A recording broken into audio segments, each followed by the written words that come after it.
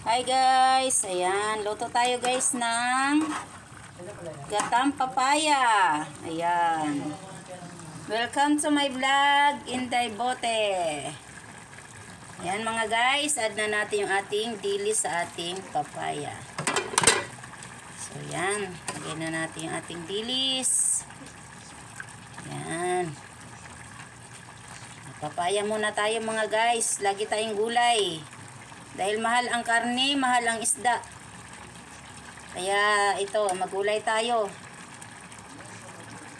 Gulay is life. Yan, antayin natin matuyo yung ating kakanggata. Ayan. Yan, kakanggata yan guys, oh.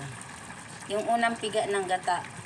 Pag kayo magagata ng papaya, mga guys, gisa nyo muna hanggang sa matuyo yung kanyang tubig. Kasi may sariling tubig po yung papaya natin.